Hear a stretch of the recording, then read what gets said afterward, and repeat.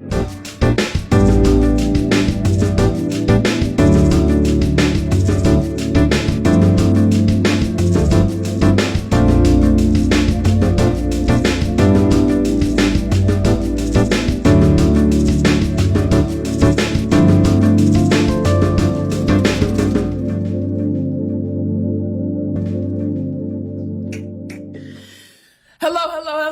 welcome to What's the Message, where we provide you the hope in the headlines. I am your host, Claudia Allen. This is my fearless leader, my co-host, my partner in crime, the editor-in-chief, the one and only Carmela Monk Crawford. Hey, Claudia. It's been a minute. I feel like it's been a while since we've been here at the table together. It's because you have places to go, people to see, things to do. I'm sorry. I should call you Red.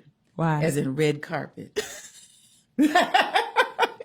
Claudia is always out and about, speaking, there with people, taking pictures. You have a fabulous life. You know that? Okay. You don't think so? It's okay. It is a fabulous life. Red, that's your name. Man, but I mean, like, we had so much that we had planned from last week to talk about, but and we're going to talk about that.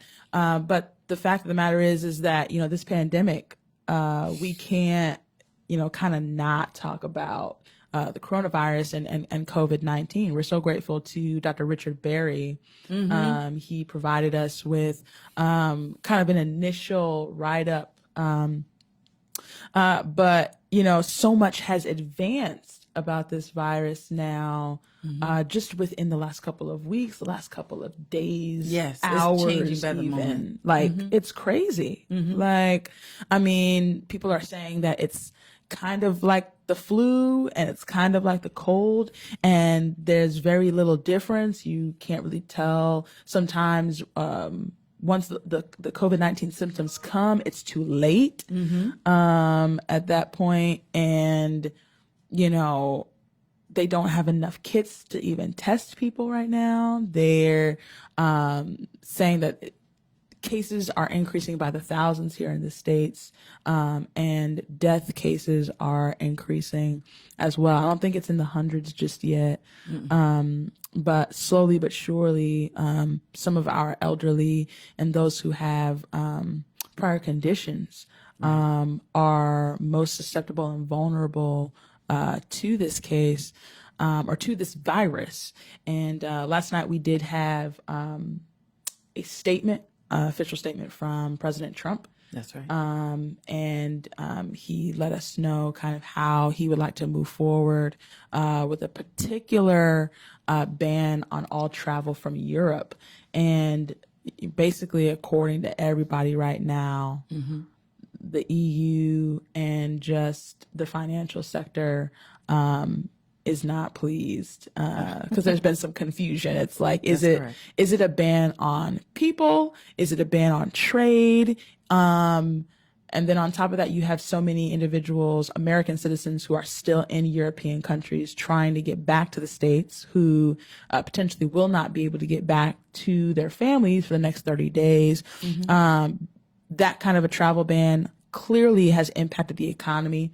People are no longer buying. People are, really trying to move towards isolation. Churches are closing. The NBA has officially suspended until all further notice, because one of their players, one of the starting centers from the Utah Jazz, the center and now one of the guards on the Jazz. Oh, wow. See, my audiovisual people are telling me it's two people now. So the center and one of the starting guards for the Utah Jazz both contracted it, and they've played about 5 teams, including the Toronto Raptors.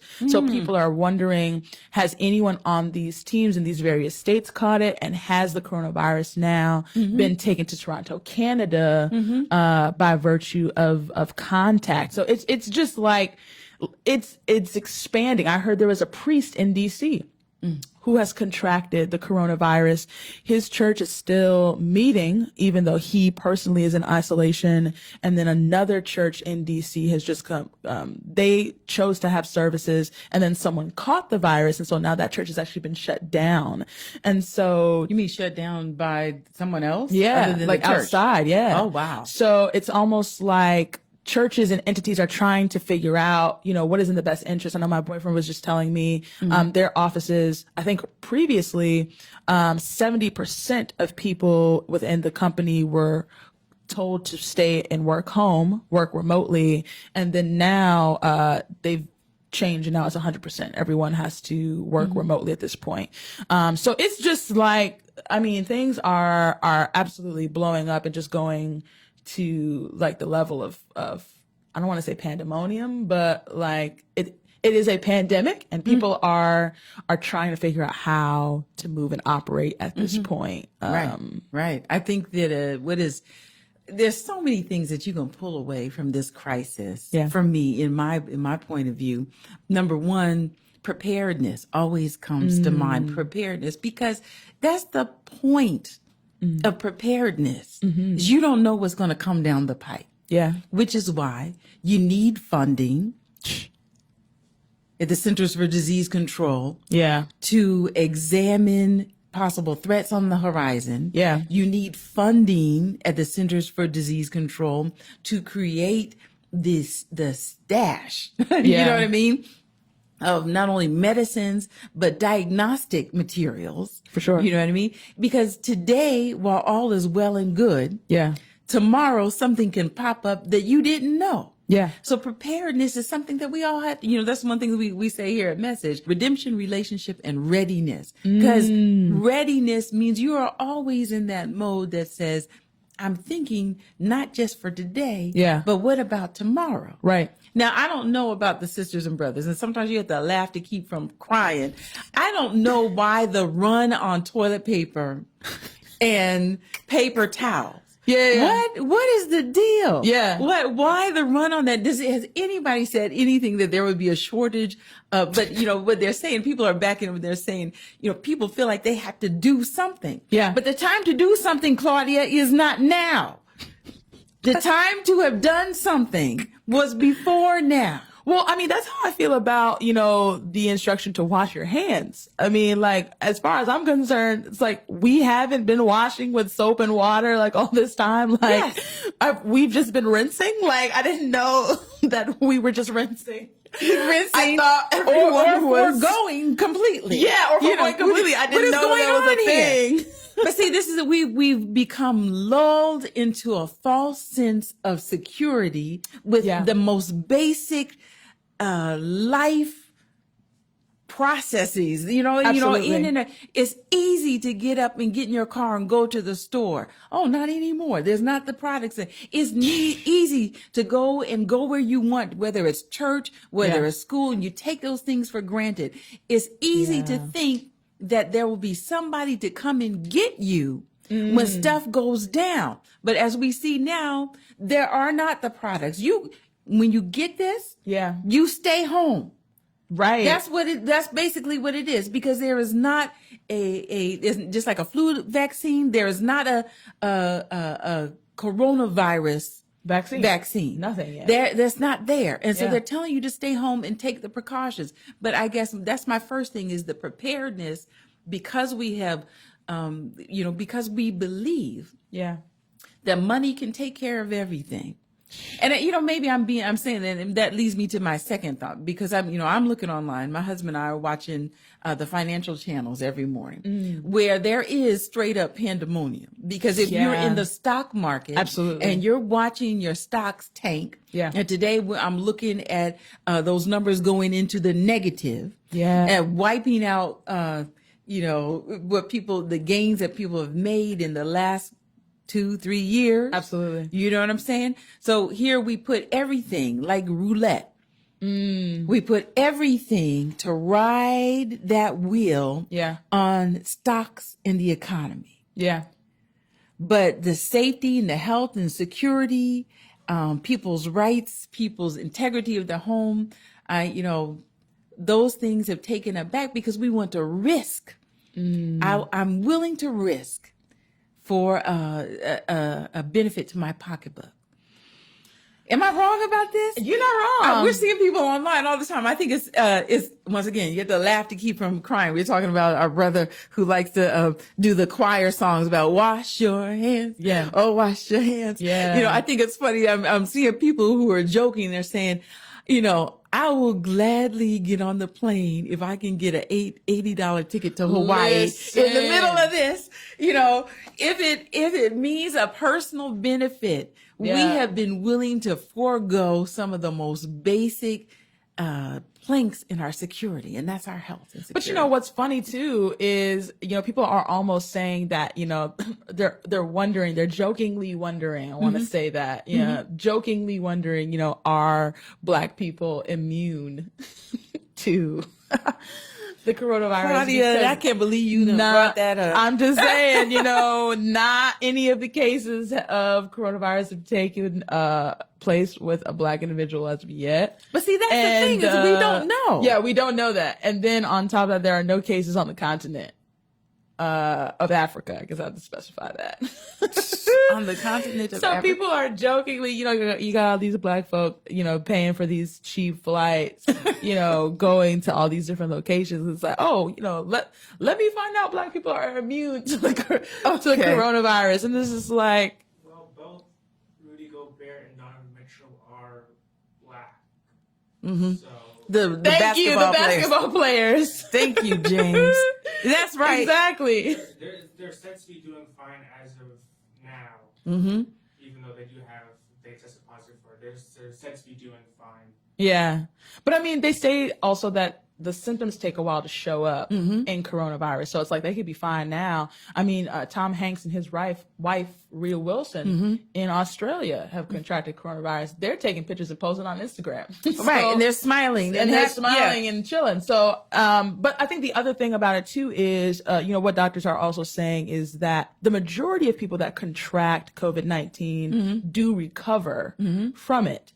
If they take the various precautions of isolation and taking care of yourself and different things like that. And if you do not have, you know, like heart disease, diabetes, high blood pressure, immune suppressing conditions. Yeah, Yes. absolutely. So, As well. I think that's important, you know, for people that are afraid and are feeling a lot of hysteria right now. I think there's definitely this desire I think people have to just not contract the virus at all. Correct. And I think that that's a good move, but I also think that the likelihood of that, the more that I'm watching the news and listening to Dr. Sanjay Gupta on CNN, the likelihood of you not contracting the virus at all is quickly dwindling to where Dr. Gupta genuinely believes that at least a third of America will have contracted the virus. Not necessarily die from it, but you would have gotten COVID-19. That's like millions of people. mind-boggling. That's not 100 or 1,000 some odd people. That's a good million some odd people with the virus. So I think that some of the precautions that we do need to take are, if you can work remotely, if you can be in isolation, for sure do that. The CDC is saying do not be in crowds larger than 250 people, right? If you are traveling to any international countries, just don't do that. I was telling some people a couple of days ago, yesterday, if you are okay being stuck wherever you're going for 3 to 6 weeks, then by all means travel to that location. But if you are not good, whether that be a domestic trip or an international one, being gone for anywhere between 1 to 2 months, I think it's best to just stay home. It just doesn't, you know what I'm saying? And take your own precautions. Do what you got to do. I was just thinking while you're talking, I'm like, Robert, have y'all sprayed these things lately? I don't know if y'all, are we good here? We've been exposed for okay, he said we're good. We've been talking for the last 28 minutes being exposed. But that's how but didn't he make fun of the whole thing and he was touching the microphones and everything? That was hilarious. And then he got Arrested. No, that's not funny. He should be arrested. These are crimes against humanity. These are crimes. Yeah, well, you know, and then obviously he didn't know. I don't know if he knew or not, obviously, but he was making fun of it. He was making fun of it. He definitely knows he has coronavirus. See, you know, it's the strong. It's the, you know, it's the decisions of the strong Yeah. that it comes to bear on the weak and the vulnerable. Yeah. And so I just caught something in my throat. I'm not. Girl. Okay. I'm sorry. I was trying to make a good point, but but we have people in our family, with you have to think about your parents, for sure, your older siblings. Absolutely. I have a sibling who is in a facility. Oh, wow. And so in a nursing care facility. Yeah. And so to hear what happened in Washington State is terrifying, because you have loved ones here who are, sitting ducks. Absolutely. And, and somebody, I can't say, and that's the other thing. When things like this happen, we're easy to cast blame. And that's not my only point. There is blame rightfully to go around, but beyond the blame, there has to be, mobilization, because the mass impact of this, when everybody, you don't need me to tell you all the things that people worry and care about, but just a few of them besides the travel are people who work that don't have sick time off, people who work whose school may close, and they don't have childcare for their children, or they don't have lunches for their children. You know what I'm saying? Think about the impact, the waves of impact. Whole economy, such as the economy of Italy, shut down. You know what I mean? Neighborhoods, China is starting to come back to life, especially in the Wuhan province where all this originated, but shut down. What is the ripple effect of this? And so we have to watch, but, rather than being terrified, we have to recognize, not only being intelligent, but being prayerful. Absolutely. There's still room for that. Absolutely. And I think, particularly the global nature of this right now, because we are such an interconnected world, prayer is really going to play a major role in this, because, there is really no way for us to galvanize and partner with, every single entity, government, health professional, just across all the continents. And so we really are going to need some divine intervention on this to try to mitigate and minimize as much damage that this could do. The other thing, we got to transition, so much to talk about, but the coronavirus is not the only thing that has gone viral recently. So another thing that was a good transition. Thanks. I try. The other thing that has gone viral this week is Target issued or released an ad for a new product line called the Honey Pot, created by a Black woman named Bea Dixon. And in the commercial, she mentions that, this is such an important endeavor for her because she believes that this opens the door for the next Black girl to come along and to also be an entrepreneur and to have their dreams and their ideas come to fruition. And she truly credits Target for really bringing her product to the next level into retail, and just really going, getting it on the shelves. And so many white customers, particularly white women, have there's been a lot of backlash against Bea Dixon and against Target, stating that the ad was racist, because she is talking about how the product is to encourage Black girls and Black people to get into entrepreneurship. And that kind of focused attention is racist, supposedly. What are your thoughts, Carmela? I was waiting to see where you were going to land on that, because I'm trying to figure out, how does that fit the definition of racism? It doesn't. How does it? But that's... And I think, at some point we have to stop and think, let's analyze this. Yeah. Number one. Yeah. Are we promoting a prejudice or a bias? No. Are we putting into place the power and the money that excludes another group? No. Is there rhetoric behind this? Yeah. Hateful rhetoric. On her part. For sure. To do that? No. And so, but then first of all, I wonder with everything online, how are we tracking who these people are? Yeah. We don't know who they are. And I think there's plenty of people globally who have incentive to jump into our racial dysfunction here. Sure. In any way that they could. It's a great way of putting it. In any way. They know how to push the buttons. Yeah. And they've definitely pushed the buttons with this one. I never even heard of honeypot until this hit the headlines. Absolutely. Same. Yeah. And until the racial backlash, I hadn't even seen the Target commercial. Correct. And so once that hit, I started seeing the Target commercial was playing even more on television. And then so many articles and news sources were picking up the story. They were sharing the YouTube of the Target commercial online. And so now everybody's watching this thing, like waiting. And I think that was the reaction that I had. Like, I'm sitting here watching this commercial. I'm actively waiting for the racism.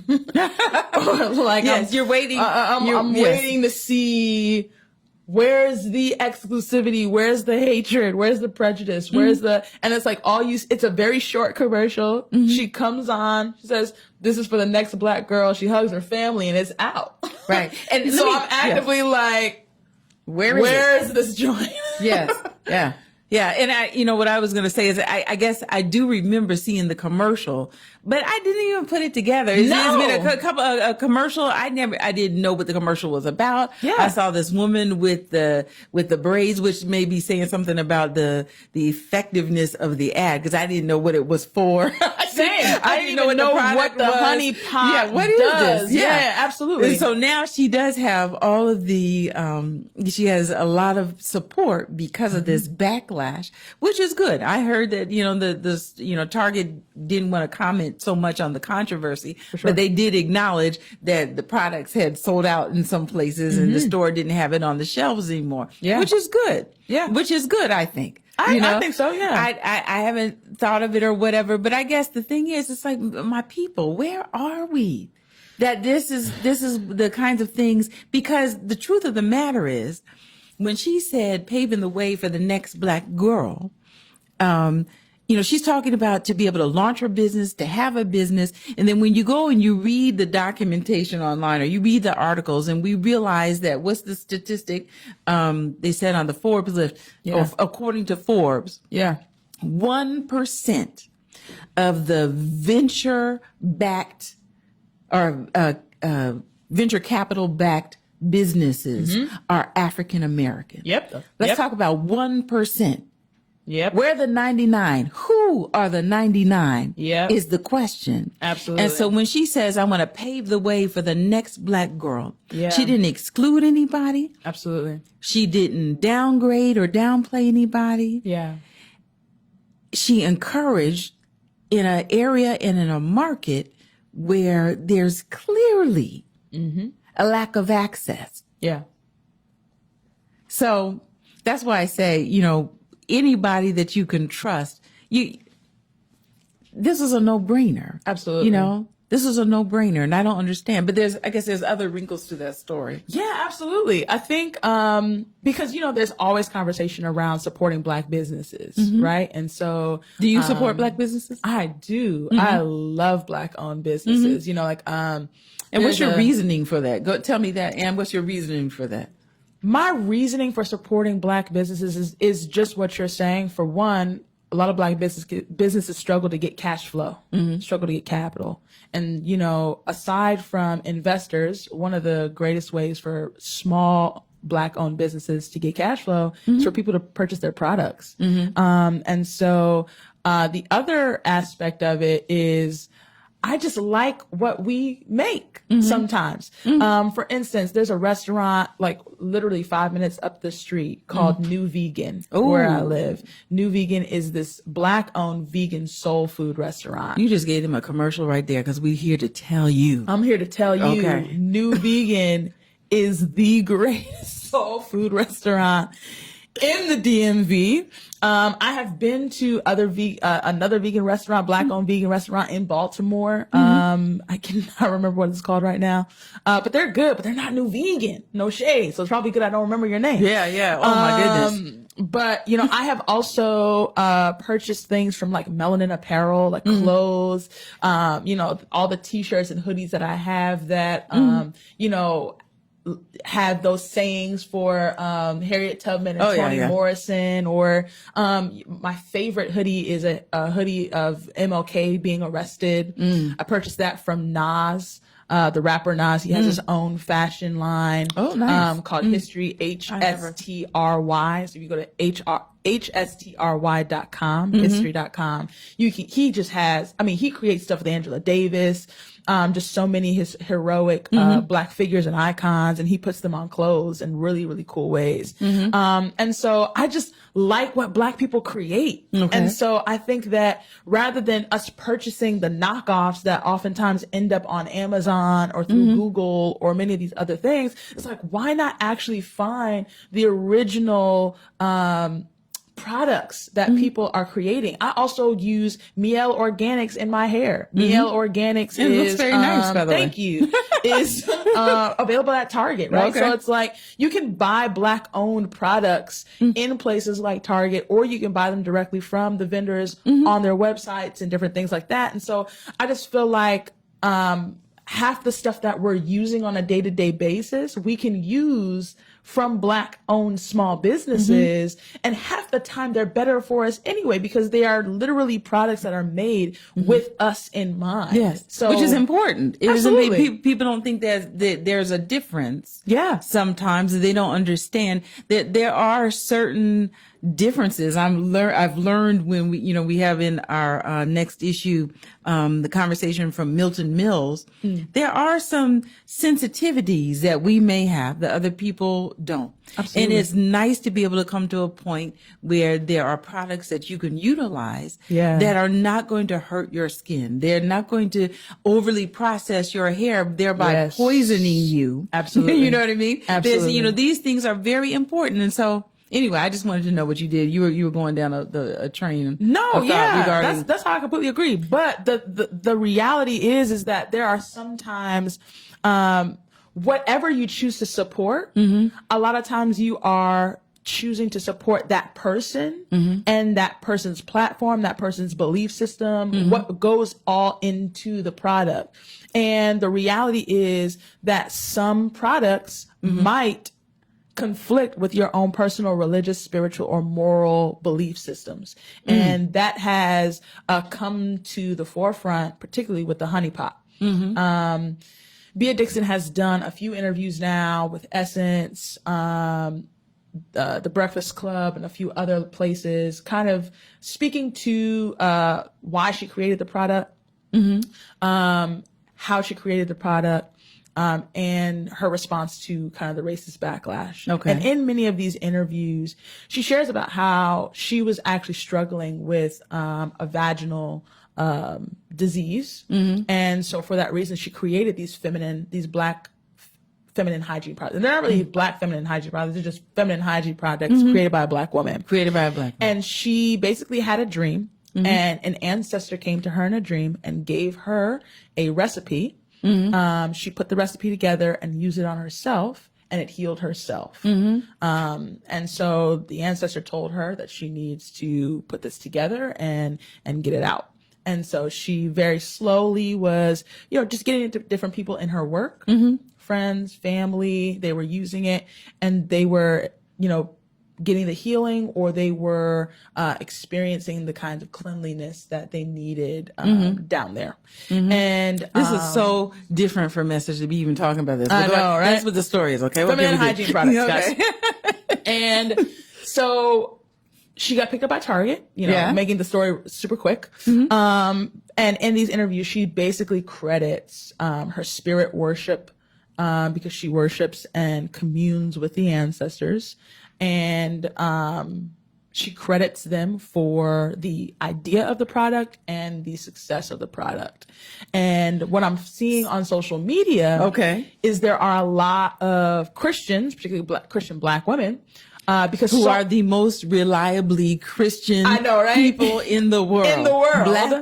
Black women. Yes. And what's crazy is I think there was this upsurge because even I was going to actually support the product before listening to any of these interviews. And so initially I was going to go, I've never purchased feminine hygiene products, but hey, this is a great reason to. There's a Black woman doing it.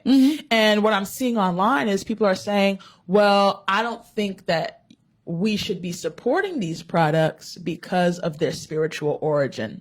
And so there's now this tension between this argument saying, well, this is a Black woman, this is a Black woman's product. She's already been getting all this racist backlash. You know, we need to support her, you know, help generate cash flow, capital, blah, blah, blah. But then simultaneously, it's also, well, you don't know what spirits and demons and worship she's potentially engaging in that's connected to this product. You know, the intimacy or the intimate nature of the product could potentially have you, is that what they're saying? Contracting things spiritually that you're not aware of. Okay. Hang on.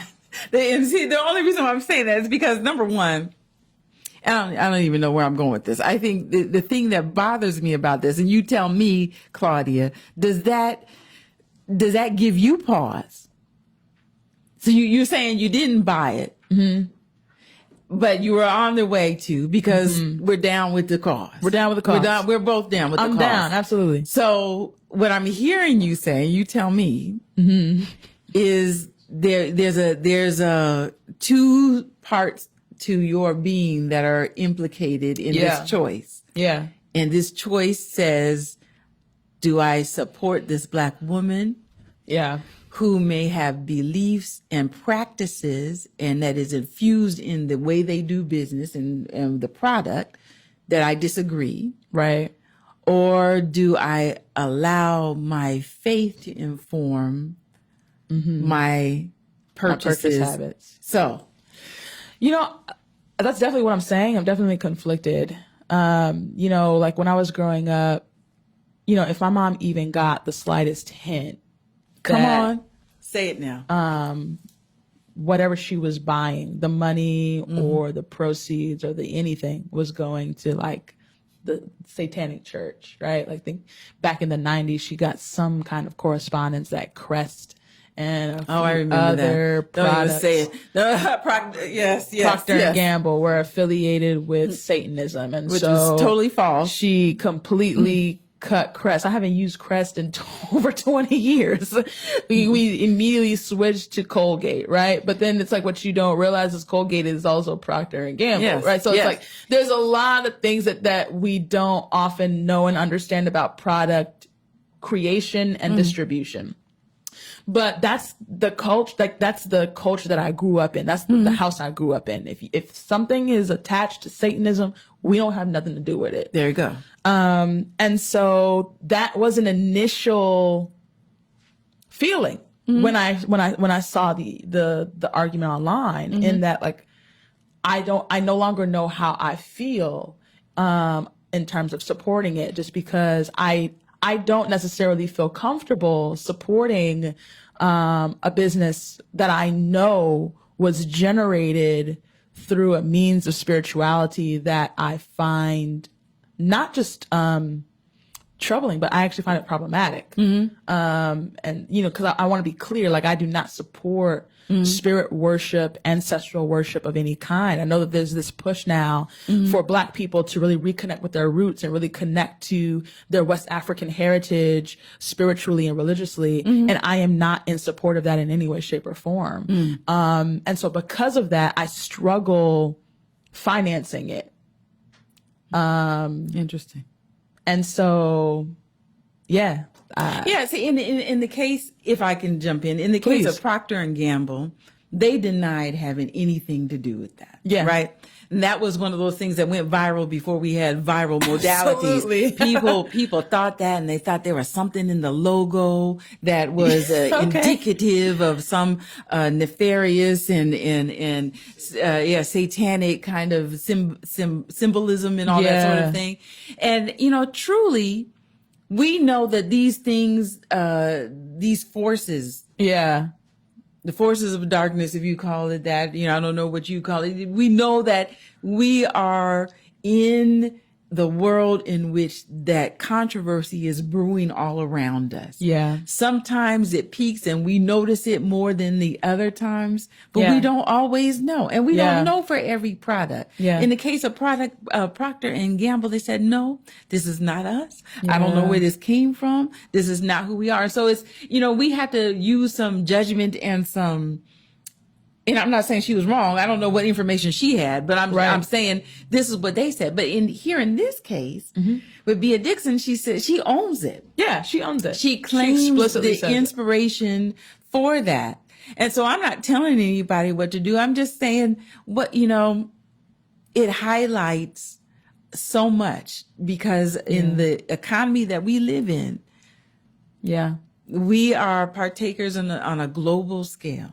And I think that's the other aspect of it too. It's like for this particular woman, we know what the origins of her product were, but we don't know the origins of we don't know the origins of songs. We don't know the origins of all kinds of products and services that are potentially much larger, than this particular small business. And so it's like, so are we gonna punish this one because we know it? What about the larger ones that we don't have that kind of information or access to? What does the Bible say in times of ignorance? The Bible, please tell me. I have no idea. He winks at it, right? If you don't know, you don't know. Yeah. If you have a responsibility to know and you do know, then you really have the responsibility to weigh all those factors in making that choice. That's what I think. Yeah. You got, and like I said, I'm not telling anybody how to make the decision. Yeah. I'm saying, where do I put my money? Where do I spend my time? If my whole goal is to glorify the Lord in everything I do. Yeah. And if I know something, I'm going to try to do it. But I think it's just an interesting twist of fate that that calls us all to stop and think now, who am I first? Who am I first? And, what is not just the lens, but almost the filter through which I sift every aspect of my life? Yeah. You know what I mean? And how am I making decisions to support or not support something, to do or not do something? Very, very interesting. So we don't have a stance. We're not telling anybody what to do. We're just saying, this was an interesting story. It was something that truly caught my eye. Something that has made me stop and think, and consider a few things, myself. So transitioning, there is this particular product and this particular woman has definitely experienced some violence, whether that was exclusively digital violence, or, we don't know. She's received letters, different things like that. But the fact of the matter is that Black people in this country have always been susceptible to all manner of race-based violence. And particularly between 1882 and 1950, let's just say 1950, African Americans particularly were being lynched. In the hundreds. And for at least 100 years minimum, we have tried to get federal legislation that denounces lynching and considers it to be a federal crime. And it has not successfully gone through. until literally last week. Okay. Last week or the week before last. Yeah. Where the Emmett Till Lynching Act was officially the bill was passed in Congress, right? So it still needs to go to the House. Up to the Senate. Up to the Senate. And then if it gets to the Senate, then it'll go to the president. To the president. So it went through, I think, with like 410 positive votes and then 4 on the negative. So, you know, you can do your own research and figure out which of your representatives was on the right side of history. Sadly. And so now we're just waiting on the Senate to pass through. And but I am personally just so excited because I do not see Nancy not holding us down on this one. I just I feel like the Senate is definitely going to send this through. And you know, there was word that President Trump is excited for the bill to reach his desk, and he is excited to sign this thing through. And so that is really positive to hear, because I just think that there's just been so much violence against Black people through lynching in particular, that I think it's great that this bill is going through. But what's also great, or of important note rather, is that this bill is going through simultaneously as Homeland Security has now released a report back in December of 2019 that faith communities are actually the most vulnerable group to hate-based violence right now. Now, Carmela, you're gonna have to help me with this one. Yeah. Yes.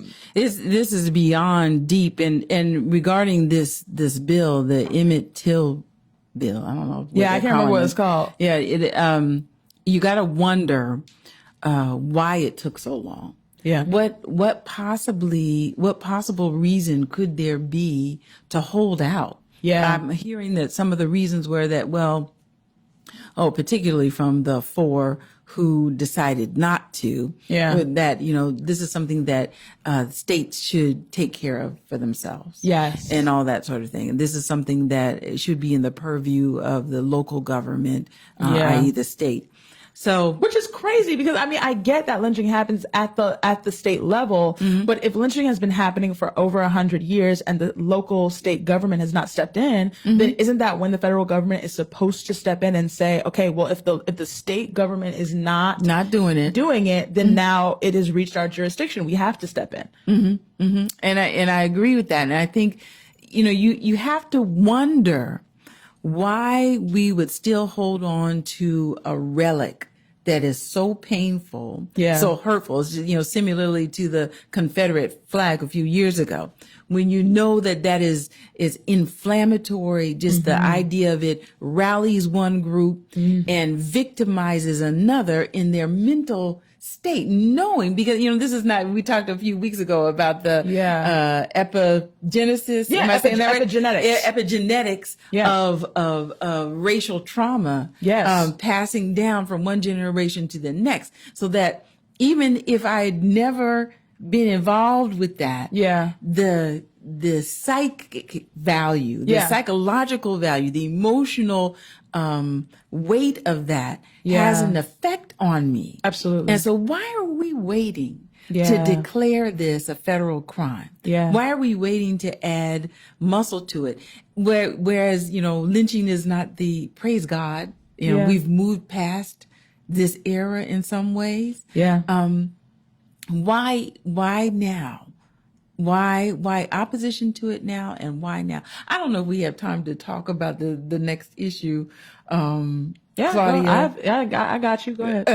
So, but I think that you talked about the Department of Homeland Security, and I was listening to a session on race-based violence with the Brookings Institute. And the Brookings Institute was tasked with helping to write on and to inform the Department of Homeland Security about the state of racialized violence, racist violence, terrorism against houses of worship.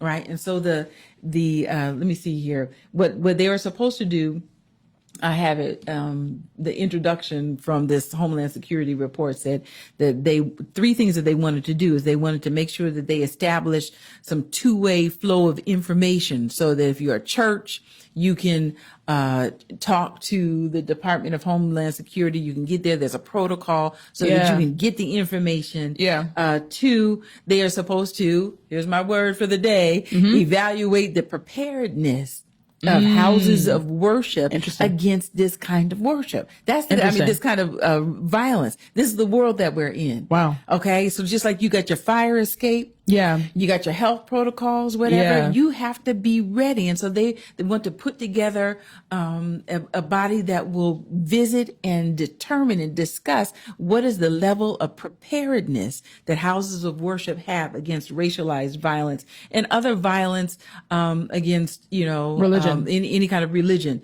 Then evaluating the role that the faith-based community could and should have in the locally based prevention efforts, right? And so what do we need to do to keep this from happening? And so I was listening to this, I was amazed at the depth of the underground that they are monitoring. So just like a few years ago, all the hype and all our focus, even now, has been on the violence of groups such as ISIS and ISIL, and the extreme. You all right there, Robert? Okay, just checking, just checking. I know he's like wants to die. The extreme violence against people. In these different churches. And so you have to wonder what's going on. And so we're seeing people being radicalized online. Yeah. We're seeing people meet up in the dark web Yeah. and on online groups.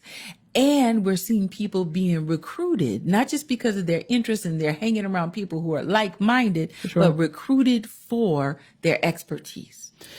Wow, that's scary. It is scary. And I think the thing is, one of the people, brilliant guy, Rayshawn, I'm forgetting his last name, Rayshawn Ray. He is a professor at the University of Maryland. Oh, wow. Deep brother. You need to Google him, go and watch him online. Okay. Deep, man, he's so deep. And he was just talking about how this thing, they have measured and seen that the effects, just like we were saying, the effects of a Charleston. Yes. It has a real effect on my mind and my body. Absolutely. Absolutely. Every time I revisit those circumstances, and I went to Mother Emanuel summer before last, and walk into that house of worship that welcomed that young man in. Yeah. Sat down and broke the bread of life with him. These people are still trying to climb out of it, but not just those people. This is us. Right. That was an attack on anyone who is worshiping according to the dictates of their conscience. But what the Department of Homeland Security is seeing is the commonality of the thread. So if you're looking at the violence that has happened, what is striking now is the commonality of white supremacist rhetoric. Correct. That underpins this. Absolutely. And so the alarm bells are being rung. Yeah. And people are watching, and we have to. And so one thing that Rayshawn Ray said, this is all I have to say on this. And forgive me for making such a simple analogy. The coronavirus, wash your hands. Simple. Right. Basic, foundational. Everybody should know. Yeah. Rayshawn Ray says this hatred that's online, everything that happened, rather than countering this by silencing this, we need to put more speech out there. And what does that speech say?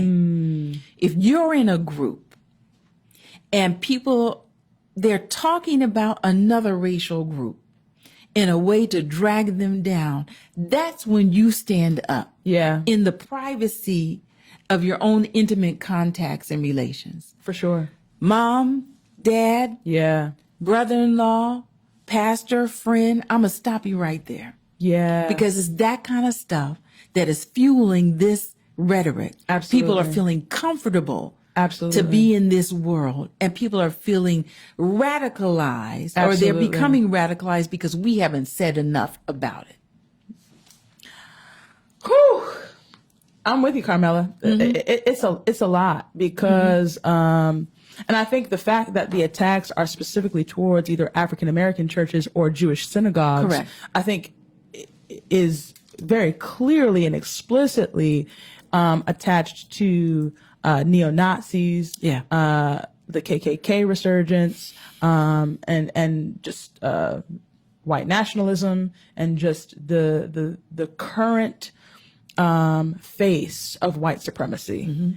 And it's very troubling that, you know, as you were saying, all these people are looking to all these international terrorists when we have our own domestic terrorist groups that we have yet to identify as such. Correct. And so I actually was so pleased and surprised that you sent me that report from Homeland Security, because it's like at least Homeland Security is beginning to identify and acknowledge that these groups are a threat to very basic human and American rights. Yes. What's saddening to me is I think that this is being birthed out of the attacks that have been happening to Jewish synagogues, which is great. I am not an anti-Semite in any way, shape, or form.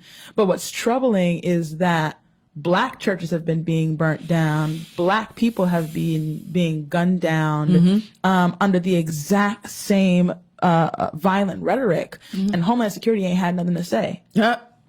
And so all of a sudden, when white bodies are no longer able to worship, now all of a sudden the government wants to step in. They want to create a new position for someone that specifically deals with faith-based communities, someone that is actually providing training for all of these churches and for all these clergymen, so that people know how to move and act and be cognizant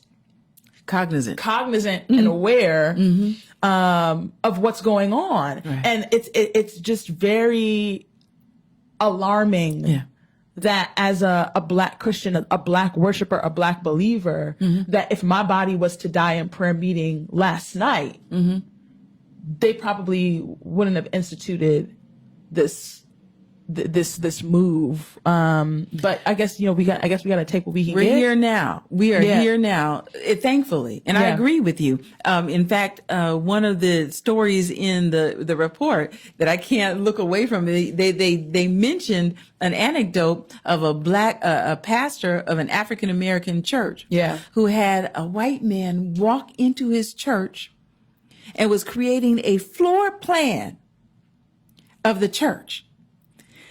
And so the Black pastor went over to the local sheriff and law enforcement and said, somebody just came in my church and was creating a floor plan. And they dismissed it out of hand, thinking, you know, well, what can we do? We don't know. Well, you can send somebody to be there when that church is there, when they're open.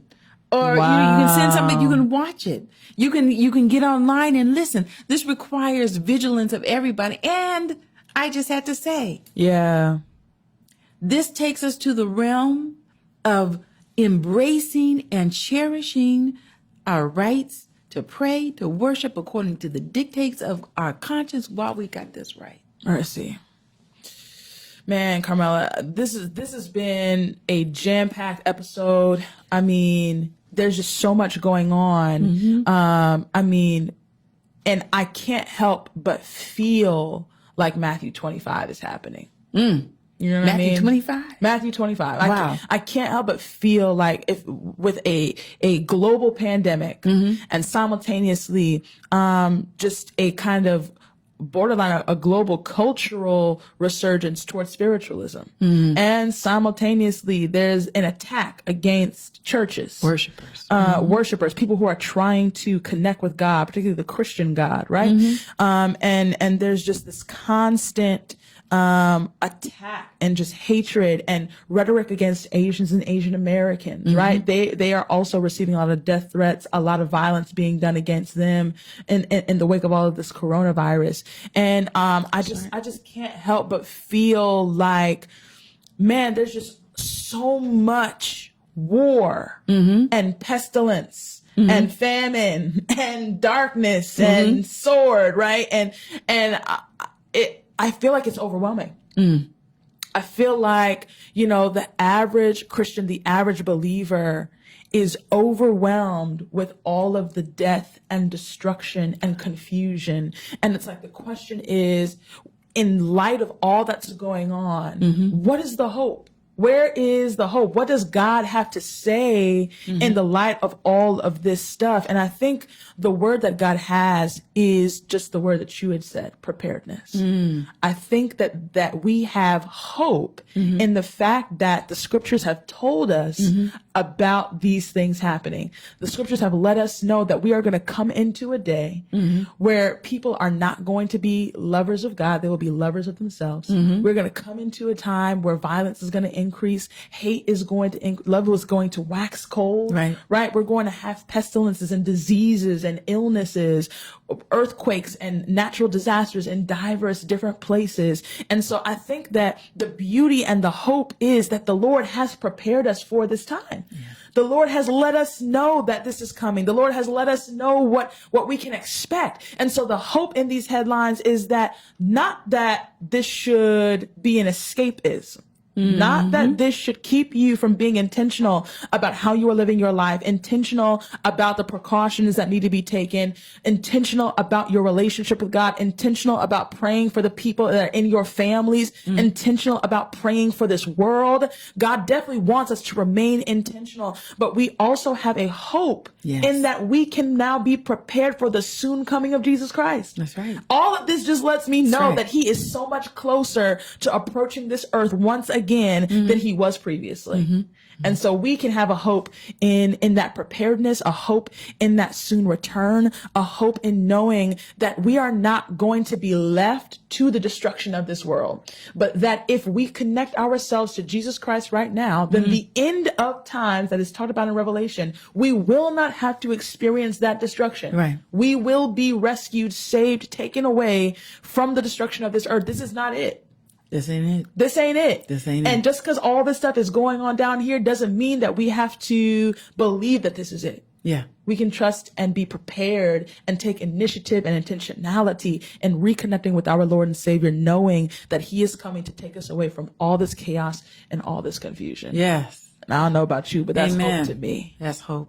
Thanks so much for tuning in, for joining with us in this conversation. It's a heavy one. It's a good one. It's a fun one. So make sure that you tune into this episode, catch up on all of our What's the Message episodes. And we potentially have some other things in the works that we're going to be dropping pretty soon. So keep a lookout for a potential new podcast that we'll be dropping soon. And, just keep on the lookout for what we're doing, Message Magazine. We've got a great new issue coming out soon. So make sure that you go to messagemagazine.com and subscribe to the print issue. Make sure you are following us on all of our social media platforms at Message1898. That's on Twitter and on Instagram. And make sure you subscribe to our YouTube channel. Okay? Message Magazine. You want to make sure you're connected to all of us. So I have to go because I'm about to cough. Girl, let me get off this place. Bye, y'all.